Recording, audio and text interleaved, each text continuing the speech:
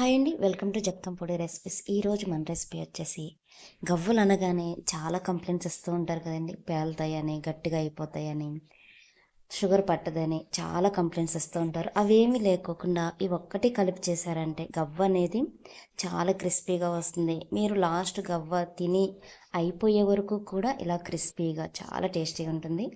నేను కలిపినట్టు పిండి అనేది ఇది వేసి కలపండి. ముందుగా ఒక బౌల్ తీసుకొని ఈ కప్పుతో 4 కప్పుల వరకు నేను గోధుమ పిండి అనేది తీసుకున్నానండి. చాలామంది మైదా పిండితో కూడా గవ్వలు చేస్తూ ఉంటారు. కానీ హెల్తీగా చేసుకోవాలంటే ఇలా గోధుమ పిండితో చేసుకోండి.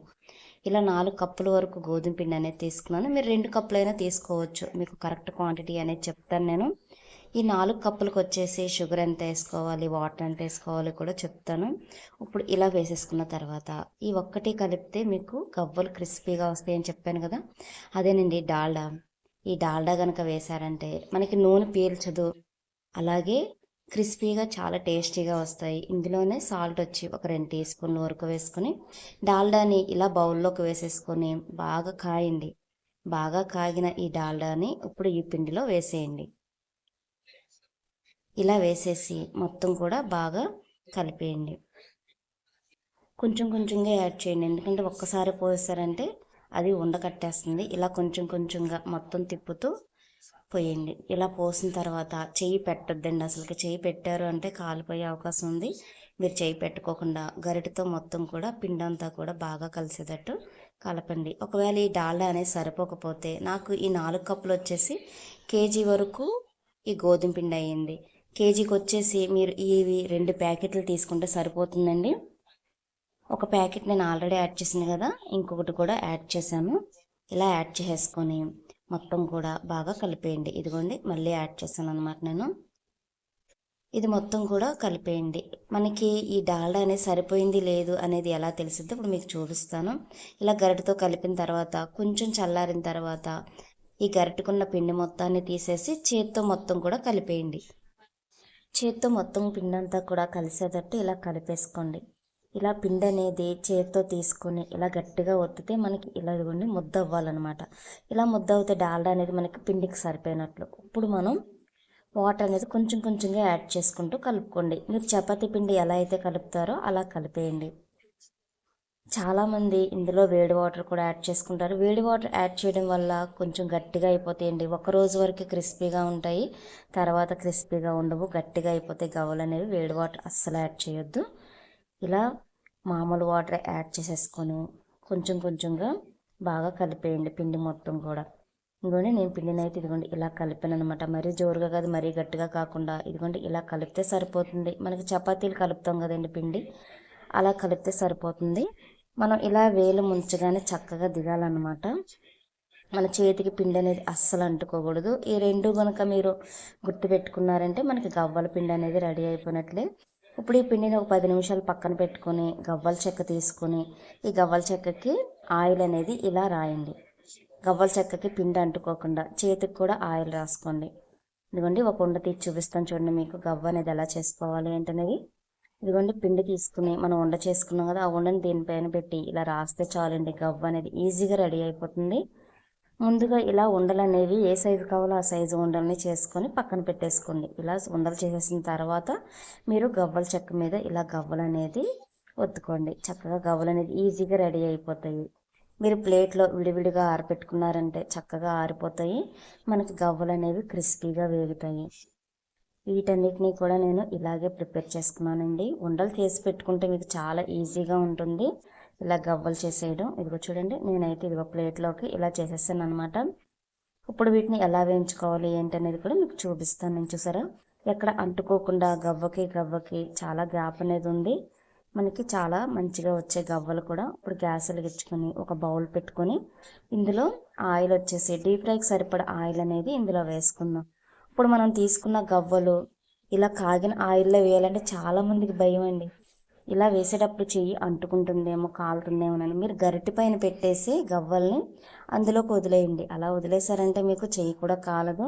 అలవాటైన వాళ్ళు చేత్తో ఇలా వేసేయండి. ఇలా వేసేసి గరిటె పెట్టి ఇలా కలుపుకుంటూ వీటిని కలర్ఫుల్గా వచ్చే వరకు కూడా ఫ్రై చేసుకోవాలి. మనకి పైన కలర్ఫుల్గా కనబడిన లోపల కొంచెం పచ్చి అనేది ఉంటుంది. ఇదిగో చూడండి ఈ కలర్ వస్తే సరిపోతుంది. ఎందుకంటే దింపిన తర్వాత అందులో వేడి అనేది ఉంటుంది కాబట్టి మనకి అవి ఇంకొంచెం కలర్ అనేది చేంజ్ అవుతాయి. వీటన్నిటిని కూడా తీసేసుకొని ఒక బౌల్లోకి వేసేసుకుందాం.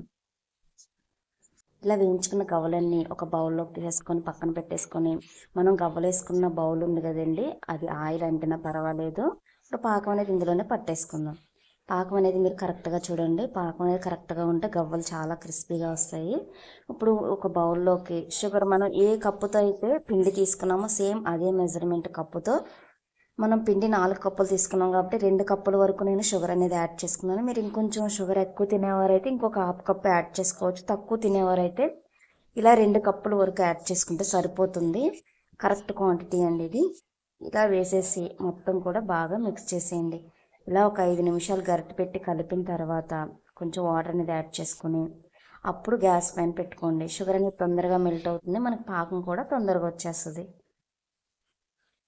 ఇప్పుడు మనం ఈ షుగర్ని గ్యాస్ పైన పెట్టేసుకుందాం. చూడండి ఇలా మెల్ట్ అవుతుంది అనమాట మనకి షుగర్ అనేది. ఇప్పుడు మీకు గవ్వలు కూడా చూపిస్తాను చూడండి ఎంత క్రిస్పీగా వచ్చాయో. మీరు ఎప్పుడు గవ్వలు చేయాలన్నా కానీ ఇలాగే చేసేస్తారు. ఈ పద్ధతిలో అంత క్రిస్పీగా వస్తాయి. నెలల తరబడి నిలవ ఉండే క్రిస్పీ గవ్వలండి ఇవి. ఇంకా చూడండి మీకు పిండి చూపిస్తాను నేను. చూసారా క్రిస్పీగా వచ్చాయి కదా. ఇప్పుడు ఈ బౌల్ తీసుకెళ్ళి గ్యాస్ పైన పెట్టేసి ఈ షుగర్ మెల్ట్ అయ్యే వరకు కూడా ఇలా కలుపుకుందాం. మనకి షుగర్ పాకం వచ్చిందని తెలియాలి అంటే ఇదిగోండి ఇలా నొరగొస్తుంది కదా. ఇలా వస్తుంది అంటే మనకి షుగర్ పాకం దగ్గరకు వచ్చేసినట్లే. ఇలా వచ్చినప్పుడు అస్సలు నెగ్లెక్ట్ చేయకుండా మొత్తం కూడా బాగా కలుపుతూనే ఉండాలండి. కలపడం మాత్రం అస్సలు ఆపొద్దు. ఇప్పుడు మనం ఒక బౌల్తో వాటర్ అనేది తీసుకుందాం. ఇంకోండి మనకి పాకం అనేది ఇలా చేంజ్ అవుతుంటుందండి. పైకి లేపి ఇలా గరిటెతో వేస్తున్నప్పుడు నొరగొస్తుంది చూసారా, ఇలా వస్తుంది. ఇలా వచ్చినప్పుడు ఒక బౌల్తో వాటర్ తీసుకొని కొంచెం పాకం అనేది తీసుకొని ఈ బౌల్లోకి వేసేయండి. ఇలా వేయగానే చూసారా అక్కడ గడ్డలు కడుతుంది. ఇలాగ గడ్డలు కట్టాలన్నమాట. ఇలాగ వచ్చిన దాన్ని చేతితో పట్టుకోగానే మనకు చూడండి ఇదిగోండి ఇలా వస్తుంది గట్టిగా. ఒక ప్లేట్లోకి వేసుకొని మీరు కొట్టినప్పుడు టక టక సౌండ్ అనేది వస్తుంది. ఇప్పుడు చూపిస్తాను చూడండి. ఇలా రావాలండి. ఇలా వస్తే మనకి పాకం అనేది రెడీ అయిపోయినట్లే పర్ఫెక్ట్గా.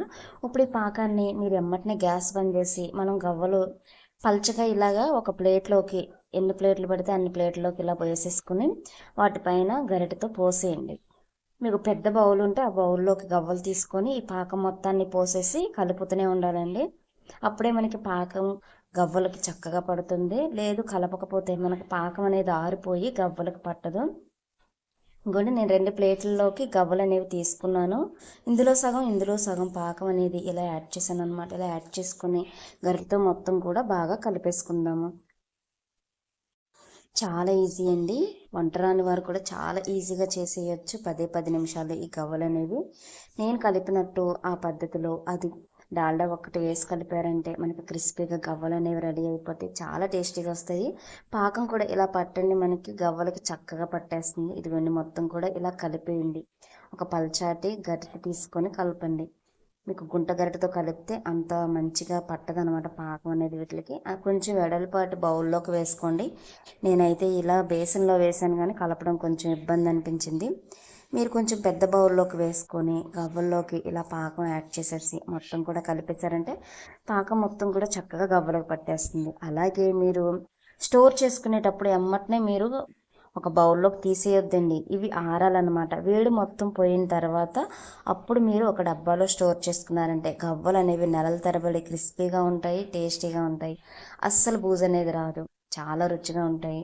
మీరు కూడా ట్రై చేయండి. ట్రై చేసి ఎలా వచ్చాయి ఏంటనేది కామెంట్ సెక్షన్లో కామెంట్ చేసేయండి. మీకు కనుక నా వీడియో నచ్చినట్లయితే లైక్ చేసి మన ఛానల్ని సబ్స్క్రైబ్ చేసేయండి. అలాగే కొన్ని కొత్త రెసిపీస్ కోసం మన ఛానల్ పేజీని ఫాలో అవ్వడం మాత్రం మర్చిపోవద్దు. Thank you for watching.